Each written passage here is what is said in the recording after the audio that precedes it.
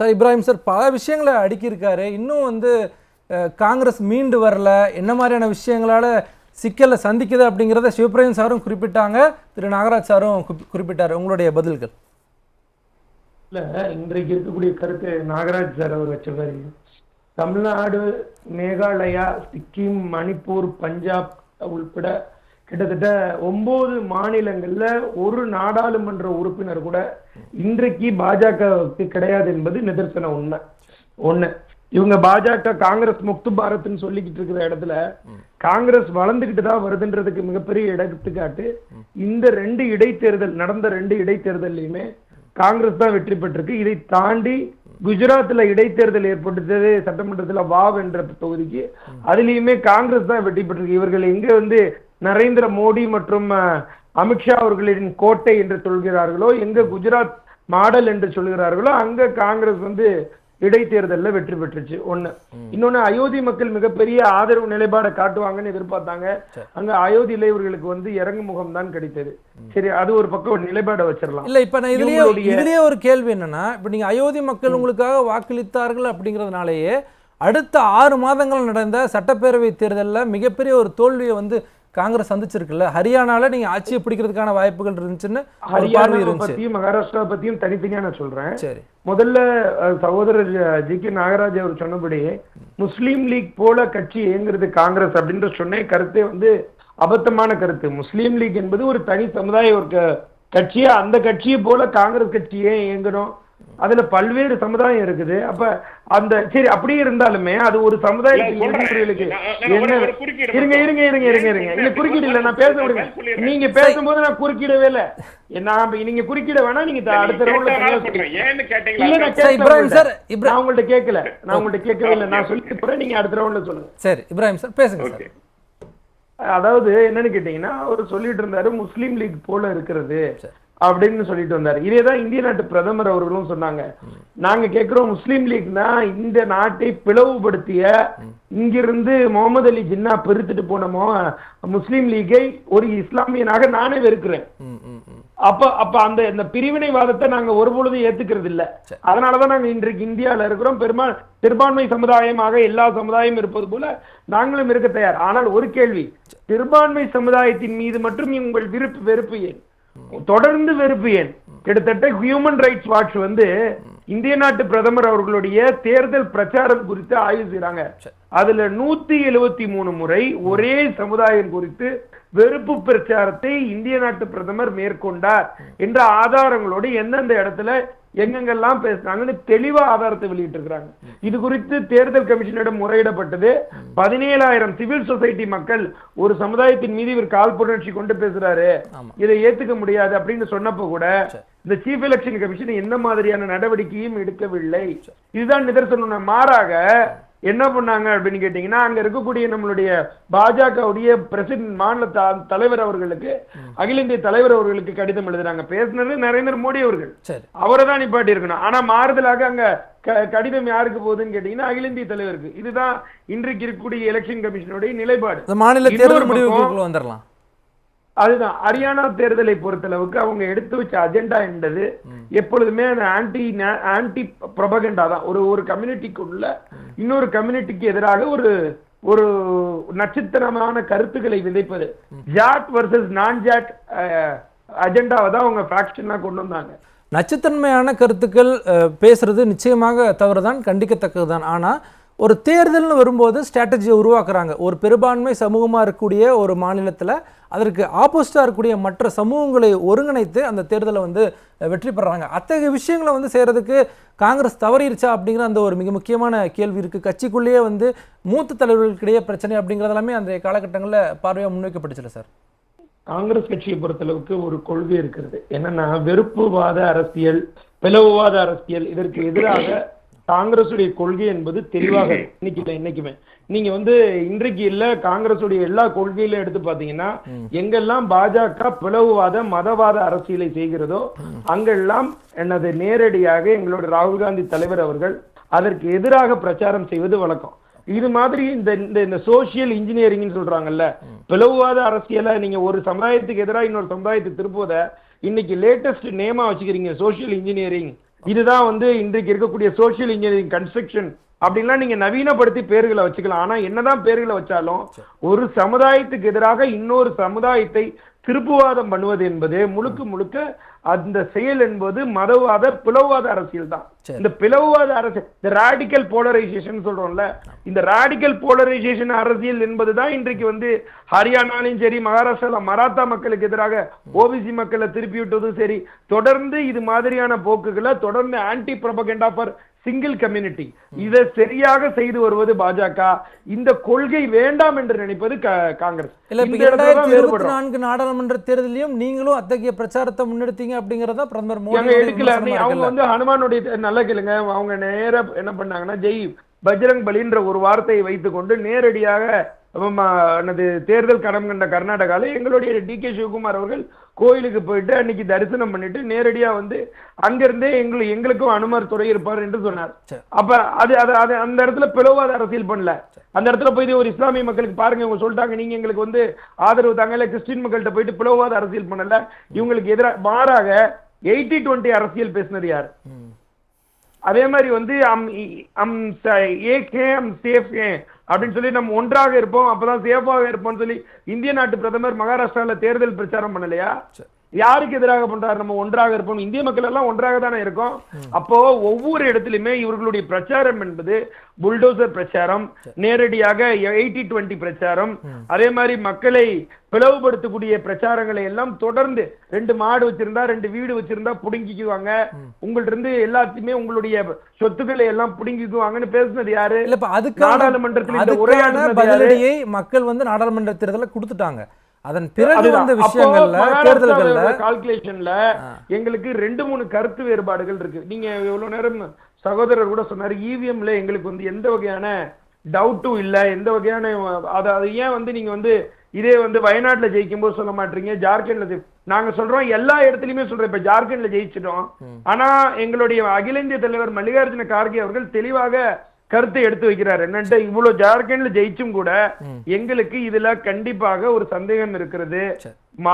பாரத் ஜோடோ யாத்ரா மாதிரி பேலட் பேப்பரை வைத்து ஒரு யாத்ரா நடப்பதற்கு காங்கிரஸ் தயாராக இருக்கிறதுன்னு சொல்றாரு. ஒரு எடுத்துக்காட்டு கூட சொல்லிடுறேன் ஜெயபாரதி, ஒரு எடுத்துக்காட்டு. கர்நாட் சட்டசபை தொகுதியில தாழ்நாடுன்ற கிராமம் இருக்கிறது, அதுக்கு மொத்த வாக்குகள் வந்து 396, அதுல பதிவான வாக்குகள் 312. இதுல உத்தவ் தாக்கரே சிவசேனாவுடைய வாக்குகள் மட்டும் 194, சுயேட்சை வாக்குகள் 104, முதல்வர் ஏக்நாத் சிவசேனாவோடது 326, மொத்தம் 394ல கிட்டத்தட்ட 624 வாக்குகள் பதிவாயிருக்கு. மொத்த வாக்குகளே 396னா அந்த கிராமத்துல எப்படி 624 வாக்குகள் பதிவாயிருக்கு? ஒரு கேள்வி. ரெண்டாவது, நிர்மலா சீதாராமன் அம்மையார் இன்றைக்கு இருக்கக்கூடிய நிதியமைச்சருடைய கணவர், அவர் தெளிவாக சொல்றாரு, கிட்டத்தட்ட 9.5 லட்சம் வாக்குகளுக்கு மேல வாக்கு பதிவுக்கும் வாக்கு எண்ணிக்கைக்கும் வித்தியாசம் இருக்கிறது அப்படின்னு சொல்றாரு. அப்போ தொடர்ந்து இதற்கு முன்பாக 375 தொகுதிகளிலுமே நாடாளுமன்றத்துடைய வாக்கு எண்ணிக்கைக்கும் வாக்கு பதிவுக்கும் வித்தியாசம் இருந்தது. இதெல்லாம் குளறுபடியா உங்களுக்கு தெரியல? ஏன் சகோதரர் உங்களுக்கு குளறுபடியா தெரிய மாட்டேங்குது? இதுதான் எங்களுடைய கேள்வி. அப்ப இதனாலதான் நாங்க பேலட் பேப்பரை கொண்டு வாங்கன்னு சொல்றோமே தவிர அடிப்படை வாதம் இல்லாம நாங்க கொண்டு வர சொல்லல. இவர்கள் சில இடத்தை விட்டு இப்ப தமிழ்நாட்டுக்குள்ள திடீர்னு ஒரு 10 இடத்துல பாஜக வந்தா எந்த மக்களும் ஒத்துக்க மாட்டாங்க. நாடாளுமன்ற தேர்தலில் திடீர்னு ஒரு 20 இடம், அன்னைக்கு அண்ணாமலை அவர்கள் சொன்னார்கள், என்ன நான் வார்த்தையை உதறவிட்டு செல்பவன் அல்ல, எழுதி வைத்துக் கொள்ளுங்கள், 20 இடத்தை பிடிப்பேன். எங்க பிடிச்சீங்க? பிடிக்க முடியாது. ஏன்னா நீங்க அப்படி சொன்ன மாதிரி பண்ணீங்க, இவிஎம்ல ரிக்கிங் தான் பண்ணோம். இவிஎம் இங்க பண்ணீங்கன்னா மக்கள் வீதியில போறாங்க. சட்டப்பேரவை தேர்தல் 4 இடங்களை வெற்றி பெற்றாங்களா? நம்ம அப்படி வந்து கடந்து போக முடியாது. தேர்தலை பத்தி அவர் குறிப்பிடவே இல்லை. அவர் சொன்னது நாடாளுமன்ற தேர்தல தான் அவருடைய கருத்து சொன்னார். அவர் சொல்லிட்டு போன வார்த்தையை தான் நான் மென்ஷன் பண்றேன். சரி, நான் இப்ராஹிம் சார் போயிடுறேன். இப்ராஹிம் சார், இந்த கேள்வியும் எடுத்துக்குங்க. தொடர்ச்சியா வந்து மாநிலங்கள் இருக்கக்கூடிய கட்சிகளோட தான் வந்து சேர்ந்து பயணிக்க வேண்டிய கட்டாயத்துல காங்கிரஸ் இருக்கு. அது வந்து பீகார்லயும் சரி, ஜார்க்கண்ட்லயும் சரி, தமிழ்நாட்டிலையும் சரி, அத்தகைய ஒரு நிலைமைக்கு வந்து தள்ளப்பட்டுருச்சா காங்கிரஸ் அப்படிங்கிற அந்த கேள்வி இருக்கு.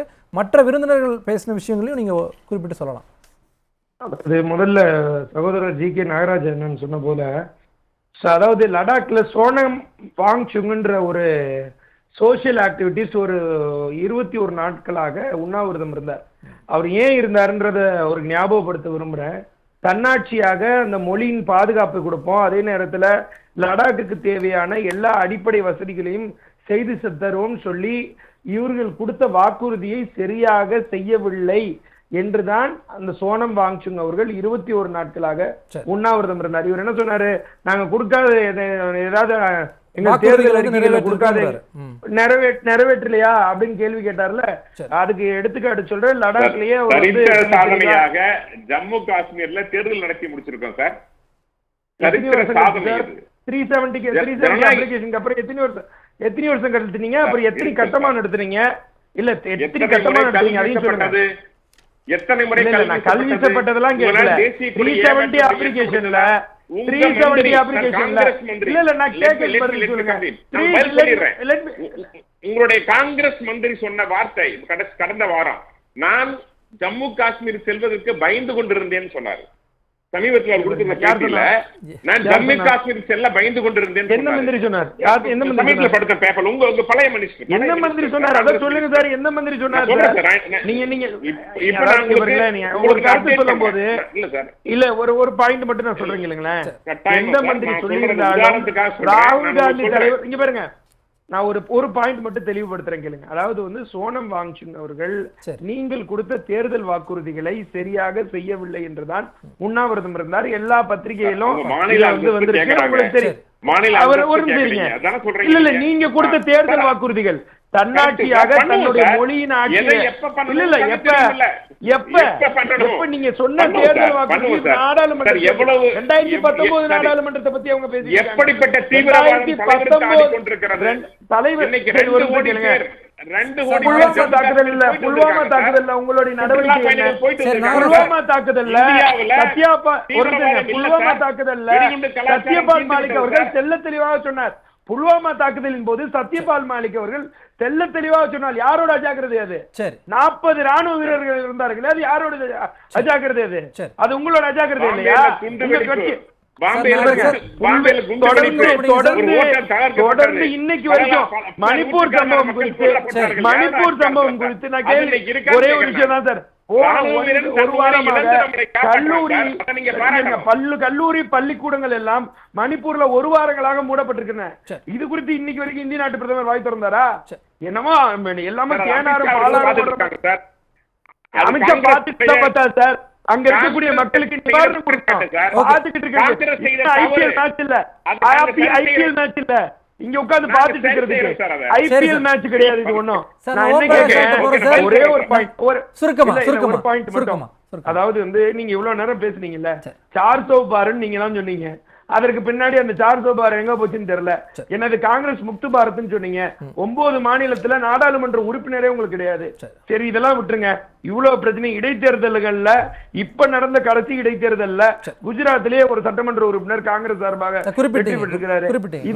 இதை குறிப்பிட்டு இது போல ஒவ்வொரு சம்பவங்கள்லயுமே நீங்க என்ன சொன்னாரு, உலக நாடுகள்ல இருக்கக்கூடிய பிரச்சனை எல்லாம் இந்திய நாட்டு பிரதமர் தீர்த்துட்டு இருக்காரு. அது பேசி பேசி ஆறாது, அது தேனும் பாலும் ஓடுது. என்னமோ இங்க இருக்கிற மக்கள் எல்லாம் ரொம்ப சந்தோஷமா இருக்கும். எங்க உலக பசி விட்டுருங்க. அமெரிக்கா அதாவது ஸ்ரீலங்காக்கு பின்னாடி உலக பட்டினி குறியீட்டுல பின்னாடி தள்ளப்பட்டிருக்கிறான்.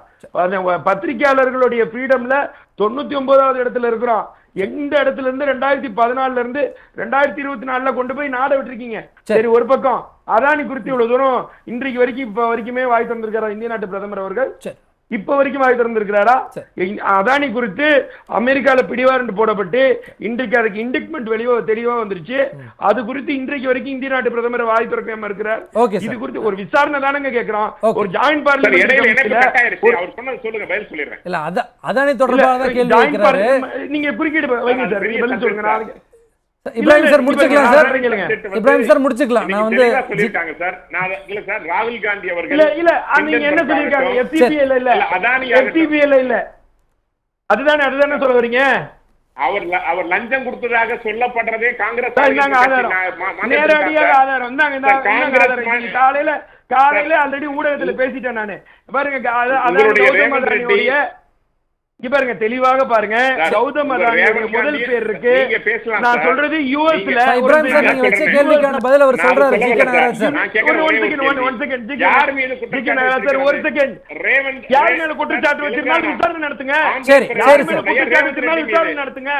சார் உங்களுடைய நான் ஓம் பிரகாஷ் சார்ட்ட போறேன் சார். கொடுத்ததை சார் நன்றி. வேணான்னு சொல்லியிருக்காரு. நன்றி நன்றி நன்றி. 100 கோடி அவர்கள் ரேவந்த் ரெட்டி ஏன்னா அதை பத்தி நான் கண்டிப்பா பேசியே ஆகணும். ஊழல் செய்த காசை மாநில வளர்ச்சிக்கு வேணான்னு சொல்லியிருக்காரு. நன்றி நன்றி அதான் நன்றி சார். இருவருக்கும் நன்றி. நான் காங்கிரஸ் ஓம் பிரகாஷ் சார்ட்ட போறேன். என்ன சார் இப்படி சார் ஓம் பிரகாஷ் சார் நீங்க தொடருங்க. இப்ராஹிம் அதுல யுஎஸ் உடைய விஷயத்துல சரி சரி. இண்டிக்மெண்ட்ல தெளிவாக கௌதம் அதானி பேர் முதல்ல இருக்கு. Okay okay. பொய்யெல்லாம் சொல்ல முடியாது. இருக்குது சார். சரி சரி. அவர் ஒரு தொழிலதிபர் சார், அவர் பிசினஸ் பண்றாரு சார். சார் டைம் இல்ல. நடத்துவதில் என்ன பிரச்சனை இல்ல சார், ஊழல் நீங்க அதுல மோடி எங்க லிங்க் வரான்னு கேக்குறேன் நானு. சார் லஞ்சம் மோடி நாங்க இழுக்கவே இல்லை சார். நாங்க கேட்கணும் அடுத்தடுத்த காலகட்டங்கள்ல பார்லிமெண்ட்ல இது தொடர்பான விவாதங்கள்லாம் வரும். நம்ம தொடர்ச்சியா பேசலாம் சார். ஓம் பிரகாஷ் சார்ட்ட போறேன். நாட்டு பிரதமர் நன்றி நன்றி நன்றி சார்.